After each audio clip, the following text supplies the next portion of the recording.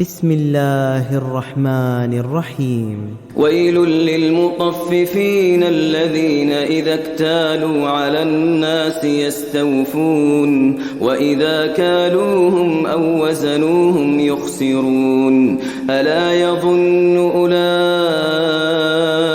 أنهم مبعوثون ليوم عظيم يوم يقوم الناس لرب العالمين كلا إن كتاب الفجار لفي سجين وما أدراك ما سجين كتاب مرقوم ويل يومئذ للمكذبين الذين يكذبون بيوم الدين وما يكذب به إلا كل معتد أثيم إذا تتلى عليه آياتنا قال أساطير الأولين كلا بل ران على قلوبهم ما كانوا يكسبون كلا إنهم عن ربهم يومئذ لمحجوبون كلا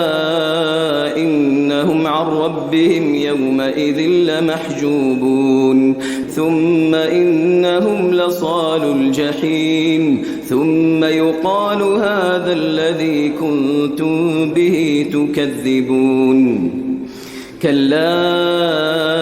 إن كتاب الأبرار لفي عليين وما أدراك ما عليون كتاب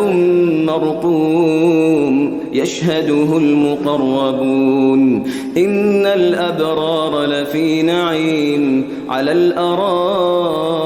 ينظرون تعرف في وجوههم نضرة النعيم يسقون من رحيق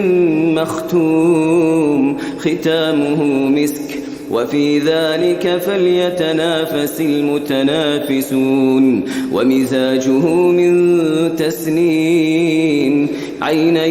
يشرب بها المقربون إن الذين أجرموا كانوا من الذين آمنوا يضحكون وإذا مروا بهم يتغامزون وإذا انقلبوا إلى